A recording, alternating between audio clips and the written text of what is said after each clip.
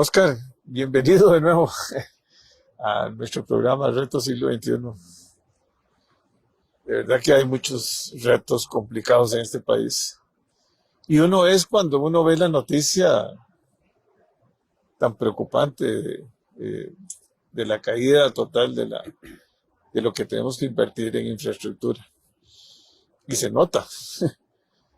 Carreteras a medio palo, una cantidad prácticamente no hay, el año pasado, o este año, perdón, no ha habido mantenimiento, y por muchos años también ha habido una falla continua de mantenimiento, y sobre todo lo que es infraestructura, bueno, en todo, porque si vos, hoy oigo a la directora de Jardeva diciendo que el puerto ya colapsó, bueno, hace rato colapsó, pero ya que ya la grúa se cayó y que no hay ni reparación, el Estado empresario ya no puede ser, o sea, no puede ser que un puerto como Jardeva, tan importante, que se hizo una inversión tan grande, y ahora tienen que reducir el personal para ver si ponen el punto de equilibrio, pero imposible poner el punto de equilibrio. O sea, yo no sé por qué no el gobierno o los costarricenses nos damos cuenta de que no podemos meternos a empresarios. O sea, casi todos los puertos del mundo los manejan concesionarios bajo estrictas medidas de calidad y de transparencia y de efectividad. Igual nos está pasando con todos los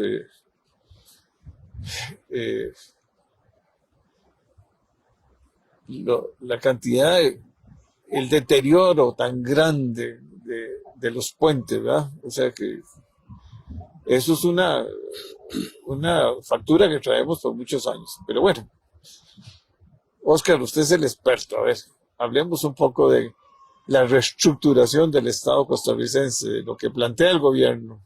A ver si es una solución. Hablemos primero del MOP. Gracias, Jorge. De verdad que es un verdadero gusto estar por acá y conversar con vos, que siempre es algo que puedo disfrutar muchísimo. Gracias. Muy retador, porque como bien dijiste al inicio en tu introducción, nos abruman los problemas.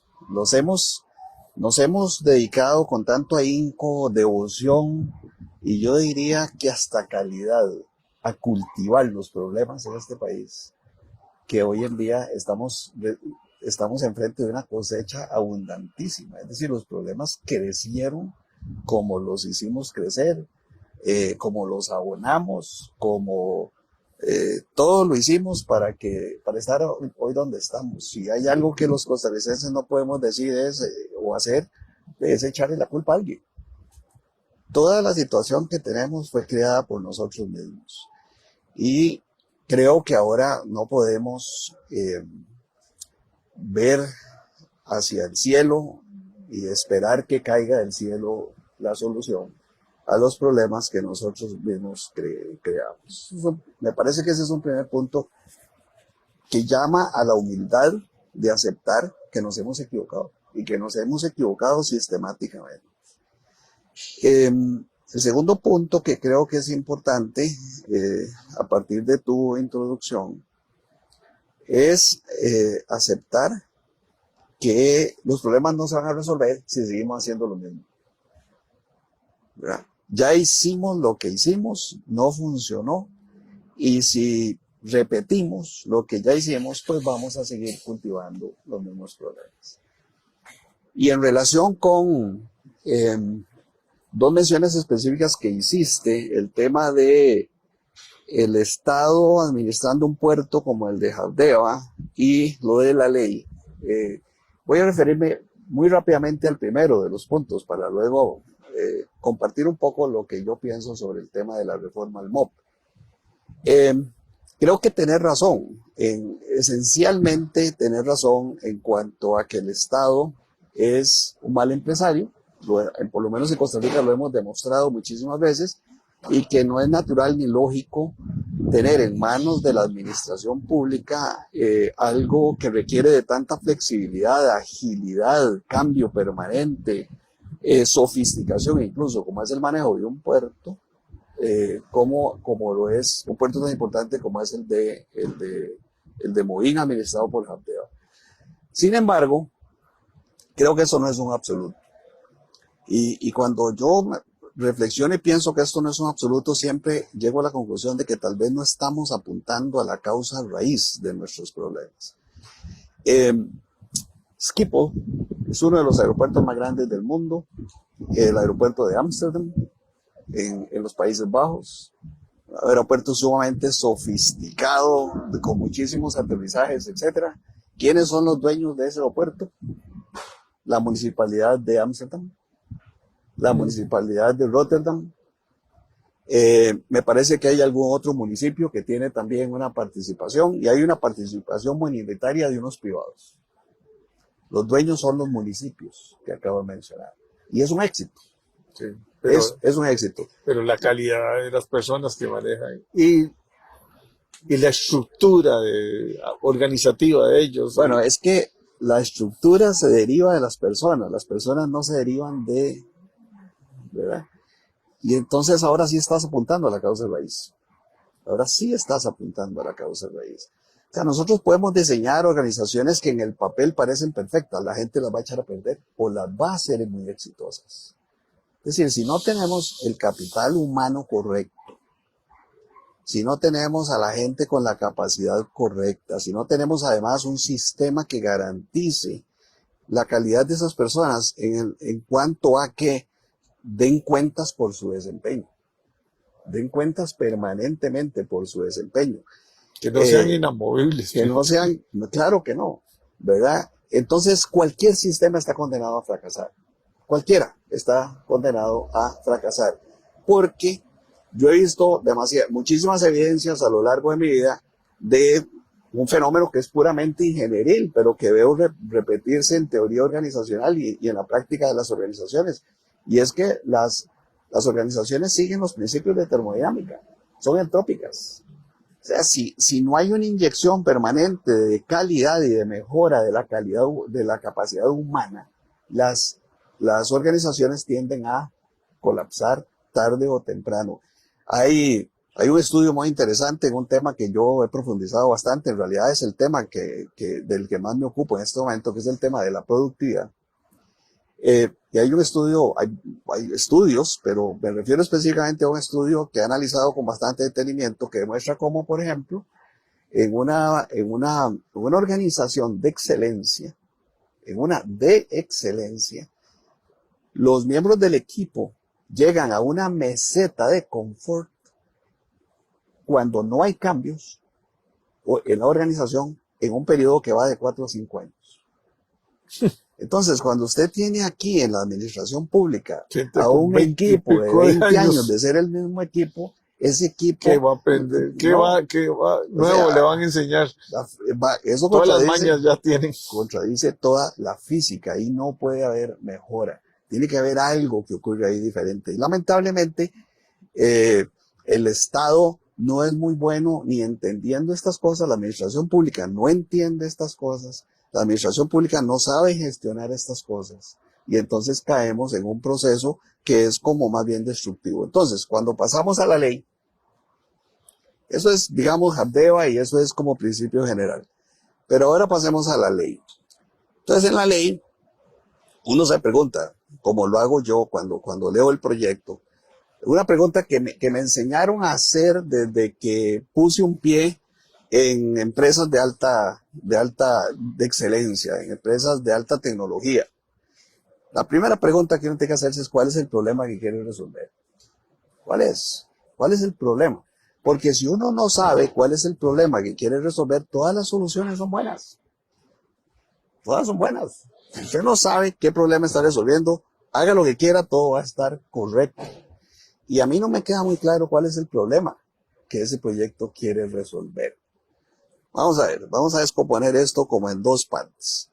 Primero, desde el punto de vista de concepto general, como concepto general, el proyecto plantea lo mismo que estaba en la ley de 1971, que crea el MOPT, es decir, que transforma el Ministerio de Obras Públicas en un Ministerio de Obras Públicas y Transportes. Cuando usted se va y lee la ley del 71, que es una ley simplísima, que es una ley, ¿verdad?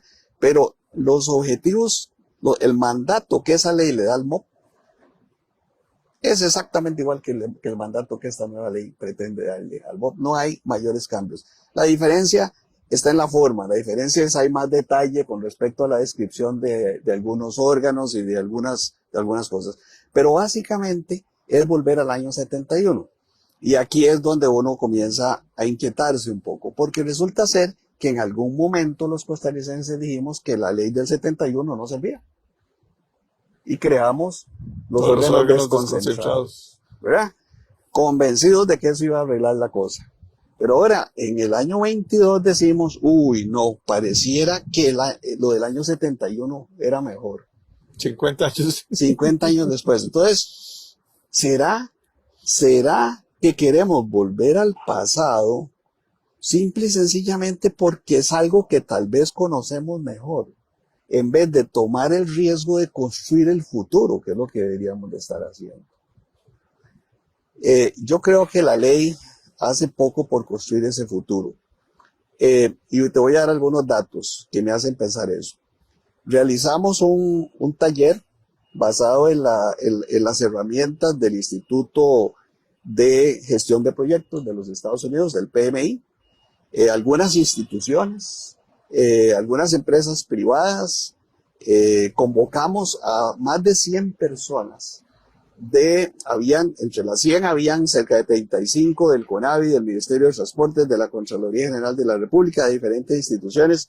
Había tal vez un 45% de empresas privadas, había una conformación bastante diversa, muy representativa de los actores de la gestión de infraestructura en este país, y los convocamos para contestar una pregunta. ¿Por qué no funciona la gestión de infraestructura en este país? Es un ejercicio que es bastante meticuloso, fue orientado por gente diestra en la herramienta, expertos en el uso expertos en gestión de proyectos y en el uso de la herramienta. Bueno, y la gente, los participantes contestaron que el principal problema que tenía la gestión de infraestructura en este país era la corrupción. Y entonces yo cojo el proyecto de ley y digo, ok, ¿qué nuevo está planteando este proyecto para hacerle frente a ese primer síntoma que hay que corregir, ¿verdad? Bueno, le da más autoridad al ministro. Ah, ok, pero entonces dependemos de que el ministro no sea... Que sea la divina... ¿verdad? Que sea, sí, que tenga lleno... que sea como mago para poder tener una hipervigilancia sobre todos los actos acerca de los cuales los funcionarios en el ejercicio de control están diciendo aquí hay corrupción. Y esto es 2018. Se me olvidaba ese dato importante. Eso es 2018-2019. De hecho, el resumen se hace en enero del 2019.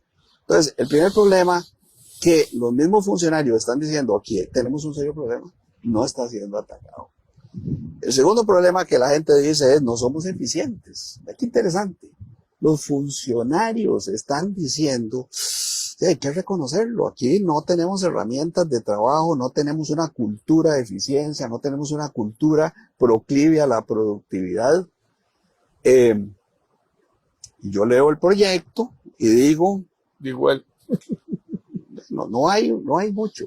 En un informe de junio de este año, la Contraloría General de la República le dice al CONAVI, yo ni siquiera puedo averiguar si usted es eficiente porque no hay cómo medirlo. Usted no tiene información, usted no tiene datos, usted no se ocupa de la gestión de su eficiencia. Eso le dice la Contraloría en junio de este año al CONAVI. Estábamos hablando del 2019, nada pasó en relación con ese hecho. La Contraloría básicamente dice es que aquí no se puede medir nada, ¿verdad? Es decir, Jorge, hay una reactividad, casi compasión en el funcionario y en las instituciones por no medir absolutamente nada. Ni siquiera se sabe qué es lo que hay que medir.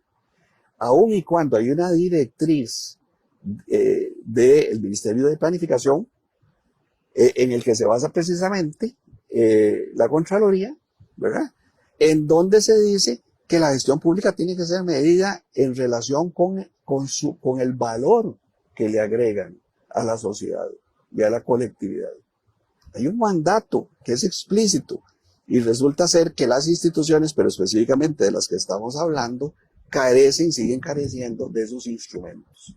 Y entonces, el reclamo que hicieron los funcionarios en el 2019 en Contol sigue sin ser atendido y no está claro cómo es que el proyecto de ley crea ese mandato y establece algún nivel de o algún mecanismo de rendición de cuentas que le permita al ciudadano costarricense exigir que eso ocurra. La tercera cosa que los funcionarios dicen es, no hay planificación. Aquí no se sabe para dónde es que tenemos que caminar. Eso dicen los funcionarios en ese momento.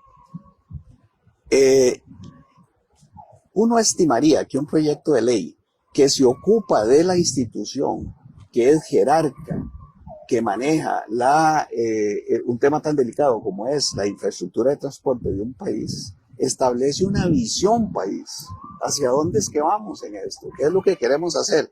La ley es una ley demasiado instrumental, es una ley demasiado operativa, es una ley demasiado de detalle, define cosas. De abogados. Sí, mira, define cosas que a lo mejor quedan obsoletas dentro de un año. Yo creo que la ley no debe definir tan en detalle cuál debe ser la estructura funcional del Ministerio de Transportes, porque nosotros no sabemos qué es lo que requiere el país dentro de 5 años. Y dentro de 5 años vamos a volver a la Asamblea Legislativa a echarnos otro pleito para hacer otro cambio. Te voy a dar un ejemplo, ¿verdad? Porque nosotros creemos que es que además de lo que inventamos aquí es lo mejor del mundo. Nosotros en benchmarking cometemos 2 errores. El primero es que no lo hacemos nunca. Es decir, nos creemos que no necesitamos ver el ejemplo de nadie. Y 2, cuando lo hacemos, no le damos seguimiento. Si uno revisa todos y cada uno de los departamentos de transporte en los Estados Unidos, se da cuenta que el modelo del Ministerio de Transporte, que eso es lo que son, ¿verdad? En cuanto a la gente que le reporta al jerarca, varía entre 7 y 21 reportes directos. El de California es el que tiene más. Creo que es el de Texas el que tiene un poquito menos. Entonces, ¿cuál es el modelo perfecto? Ninguno.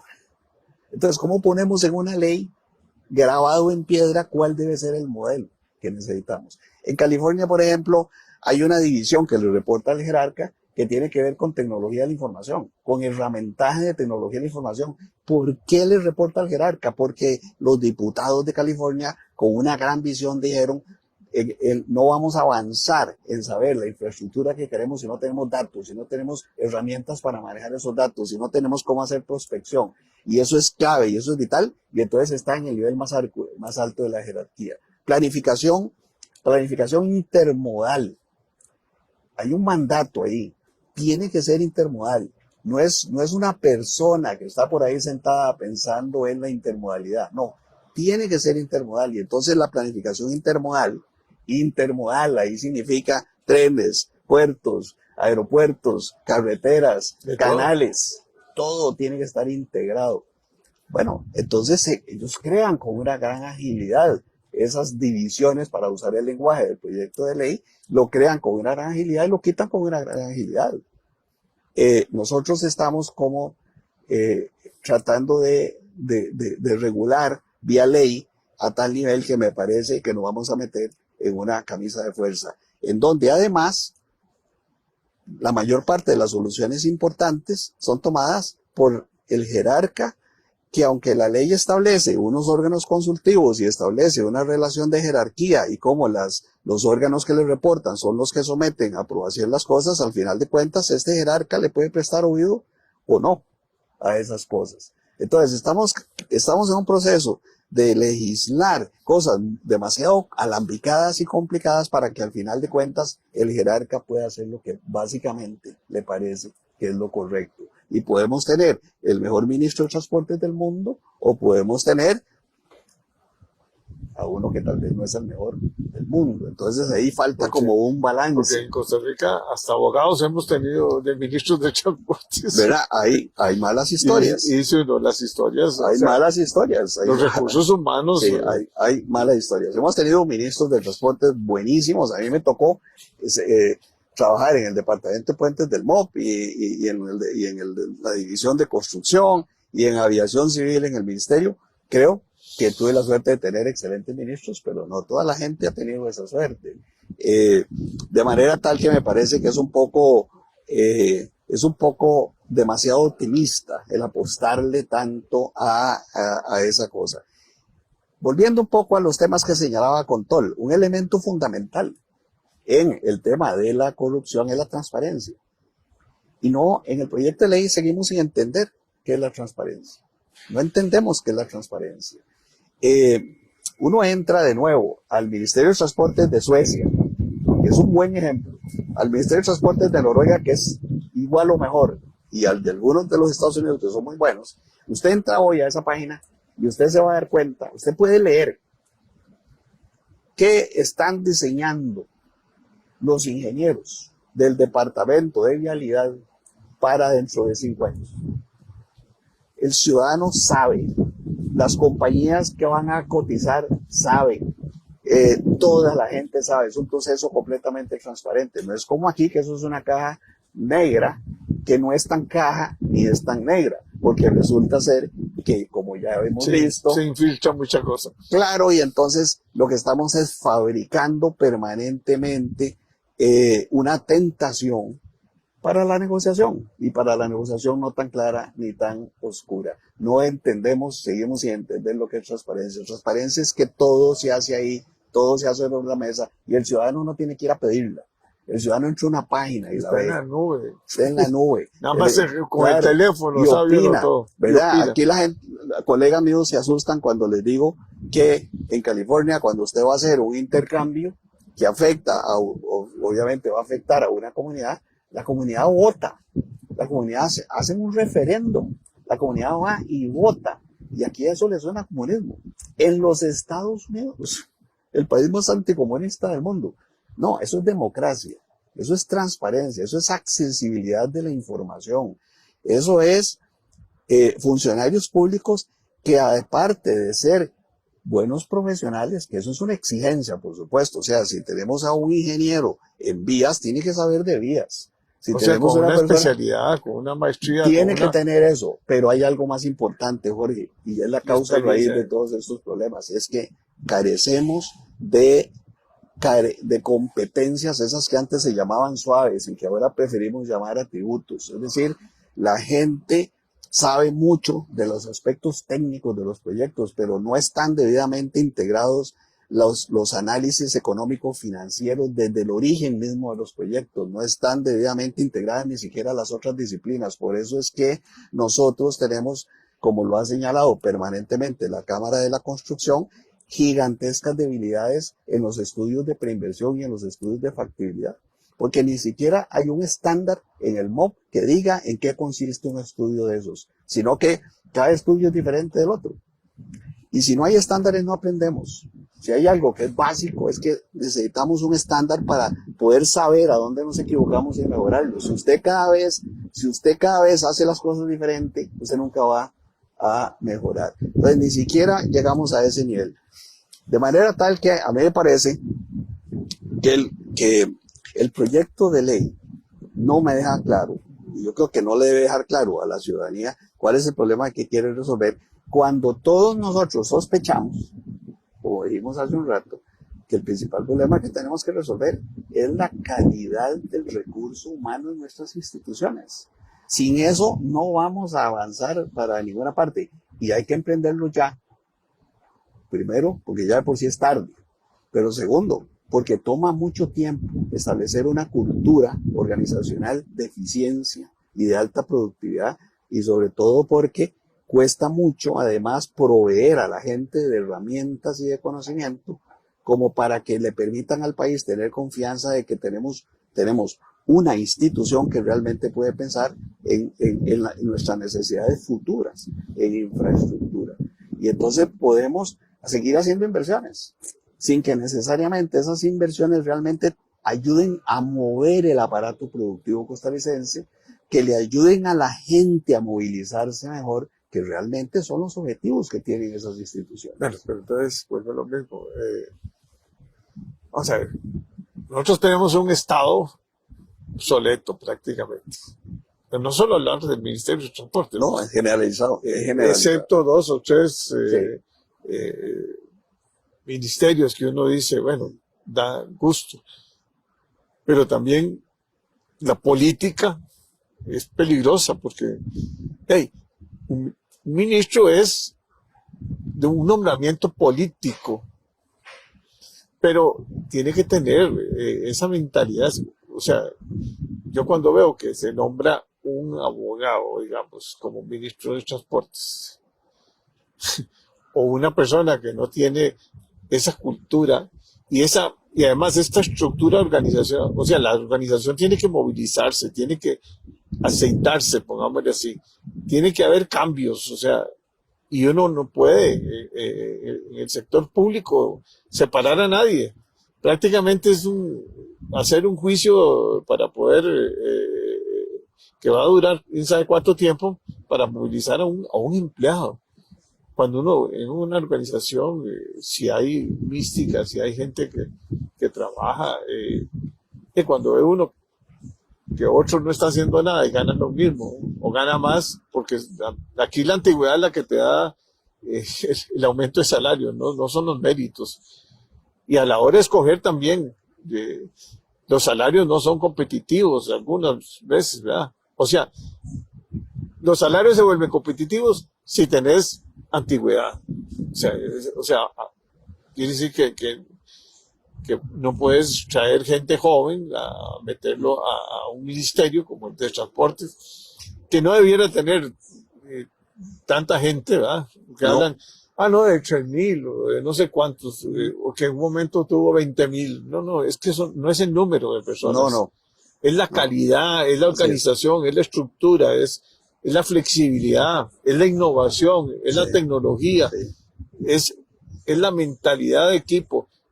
Y que un gobierno respete ese equipo, o sea, el equipo técnico, no el político. Está bien el político, pero el político, si tiene un buen equipo técnico, bien formado, con una estructura transparente, ¿verdad? Sin corrupción, y no con leyes ahí que le ponen, o reglamentos, porque lo peor son los reglamentos, ¿verdad? Sí, así es. La Asamblea hace la mayoría de sus leyes complicadísimas, porque para evitar la corrupción, y al final la corrupción sigue. Sí, mira, hay que reconocer que esos temas son complejos, que no son temas sencillos, pero también hay que reconocer que nosotros no tenemos por qué inventar el agua tibia. Vea, una discusión que se ha llevado en los países desarrollados durante algún tiempo, es una discusión muy interesante acerca del flujo del proceso de decisiones en lo que tiene que ver con infraestructura. Y tiene que ver con la función de los políticos versus la función de los técnicos, ¿verdad? Entonces yo oigo a mis colegas, ¿verdad?, que tiene que prevalecer lo técnico. Eso es una opinión muy respetable y más, yo creo que tienen razón, fundamentalmente tienen razón. Lo que un estudio que hicieron en el Reino Unido, creo que fue publicado hace unos 5 años, pero ve la diferencia cómo se enfrentan los temas allá y cómo los enfrentamos aquí. Allá surge la idea. Inmediatamente un grupo serio se sienta e investiga cuál es la mejor respuesta para resolver ese problema, ¿verdad? Objetiva y científicamente. Bueno, este estudio en el Reino Unido se plantea investigar la decisión de cuál carretera construir. Debe ser una decisión que viene de los grupos técnicos hacia arriba, es decir, los grupos técnicos diciéndole a los políticos, esta es la que hay que hacer. No, esas son las alternativas y el político decide. O tiene que ser el político diciéndole al técnico, póngase a diseñar esta carretera porque es la que yo necesito. Claro. Bueno, ahí está el estudio. El estudio encuentra cosas que son muy interesantes y al final concluye lo siguiente. El estudio lo que dice es que lo que, por lo menos en el Reino Unido, pareciera funcionar mejor, es que los técnicos pongan todas sus capacidades y las herramientas institucionales en la formulación de alternativas. Claro.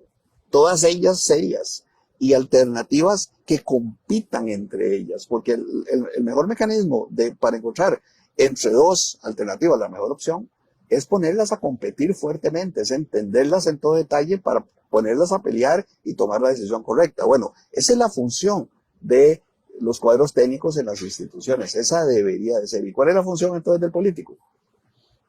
Escoger la mejor. Exactamente, y eso lo hace a la luz de la política nacional, de la que está vigente en ese momento, de la dirección, y entonces esa dirección de un portafolio de proyectos va a poder decir, este es el que, bueno, eso es lo que ellos encuentran con respecto a eso. Más allá de eso, lo que me parece que Mideplan en Costa Rica señala, y lo que refuerza la Contraloría en junio de este año, es que además esos proyectos deberíamos de analizarlos todos en un análisis que no es técnico. Lo técnico ya tiene que estar ahí resuelto para que le dé datos a un análisis de un nivel superior, que es el análisis económico y social. ¿Qué gana el país con este proyecto versus qué gana el país con este otro proyecto? La economía, la sociedad costarricense, la cultura del país, cómo se beneficia de ese proyecto ¿Por dónde va el país? ¿Por dónde va el desarrollo? Por dónde tiene que caminar, ¿verdad? Me parece que eso es especialmente importante porque de esa manera se suma masa crítica por un lado, pero por otro lado, porque hoy cada vez va a ser más difícil adivinar el futuro. Hace 50 años era muy fácil adivinar el futuro. Era facilísimo saber qué iba a pasar el mes entrante. Hoy en día es imposible. Ya no se pueden tener estas ideas, ¿verdad? De cómo va a ser el país dentro de 5 años. De hecho, hay investigaciones muy serias hoy en día en infraestructura que le apuntan hacia no hagamos planes de megaproyectos si esos megaproyectos no pueden ser controlados en su desarrollo a nivel de fases, porque todo puede cambiar, ¿verdad? Todo puede cambiar. Claro, en una situación como la de Costa Rica, en donde todo está por hacer, casi todo es bueno, ¿verdad? Pero si uno analiza las cosas desde el punto de vista de su impacto, sobre todo en un ambiente en donde cada vez hay menos recursos, deberíamos de ser mucho más estrictos y juiciosos para la escogencia de los proyectos. Y yo no veo, la verdad, en la discusión de reforma del MOP y de todas estas cosas, yo no veo que se abran estos espacios para discutir esas cosas. Yo siento que estas son las discusiones de fondo, las que necesitamos. No es hacer por hacer, es crear capacidad para hacer cada vez mejor las cosas y creo que por lo menos no está muy claro la relación que el proyecto, la reforma y el rumbo que se tiene tenga que ver con el abrir esas posibilidades. Bueno, Oscar, vamos a tener que invitarte a otra Siempre charla de es un placer, siempre es un placer. Ya, es preocupante, ¿verdad? O sea, mira, es porque preocupante. Además el tiempo es nuestro enemigo y hay que tomar decisiones. El cuerpo legislativo tiene que escuchar un poco a todo este tipo de análisis que ustedes hicieron en esas encerronas con muchos técnicos, porque ahí es donde se ven las soluciones. Hay oportunidades, ahí hay oportunidades. Déjame nada más en 30 segundos cerrar con una casi anécdota que tiene que ver con las dificultades que tenemos para aprender. Sabemos que en efecto el COSEBI fue aprendido, digamos, de la experiencia sueca. En un momento en que el órgano sueco que tenía que ver con la seguridad vial era un órgano, ni siquiera era desconcentrado. No, era un órgano casi totalmente independiente en el organigrama de gobierno, ¿verdad? Bueno, hay dos cosas que hay que señalar ahí. La primera es que ese órgano fue absorbido por el equivalente del Ministerio de Transportes y Obras Públicas de Suecia, años después de que nosotros fuimos y observamos cómo estaba organizado. Es decir, ellos evolucionaron y nosotros no. El segundo pecado que te enseño que tiene el benchmark, el primero es no hacerlo y el segundo es no darle seguimiento. Porque si usted no lo hace, usted está condenado a descubrir el agua tibia. Pero si usted no le da seguimiento, usted está condenado a ser el último de la fila siempre. Porque al que usted copió va a evolucionar. Y usted se quedó con lo que le copió, no con su último estado del arte. Bueno, en Suecia evolucionó. Y lo quiero señalar en relación con el tema de la medición del desempeño y de la rendición de cuentas. Cuando esa iniciativa, cuando esa estructura fue absorbida por el ministerio, el equivalente del Ministerio de Transportes de Suecia, fue absorbida con una visión país que se llama Visión Cero. Y Visión Cero significa en Suecia no se vuelve a morir nadie en las carreteras. Y desde que lo hicieron, en el 2020, en relación con el año cero de comparación, Suecia había reducido en 87% los accidentes viales. Es decir, esa estructura que ellos hicieron, ese cambio que ellos hicieron fue efectiva. Totalmente. Ha sido efectivo nuestro COSEBI. Cada vez hay más accidentes, cada vez hay pero más. además no medimos nada, además no sabemos las acciones funcionan o no funcionan. Los suecos lograron reducir en 87% las fatalidades porque lo miden todos los meses y todos los meses corrigen el rumbo y todos los meses dicen eso no nos está funcionando. Y el mundo es dinámico. El mundo es totalmente dinámico. Ni qué decir, y ojalá en otro día podamos compartir un poco sobre cómo es que funciona el Ministerio de Transportes de Suecia, en un ambiente de extrema colaboración con los municipios, de enriquecer a los municipios, de darles capacidades a los municipios. No es pasarles plata, es trabajar colaborativamente, desarrollar su capacidad, pero sobre todo en un ambiente de muchísima participación ciudadana. Lo hacen ellos. Y en una gran medida, eso ha hecho que ellos mejoren en los niveles que han mejorado. Pero eso se queda para otra conversación. Bueno, muchas gracias, Oscar. Encantado, un placer como siempre.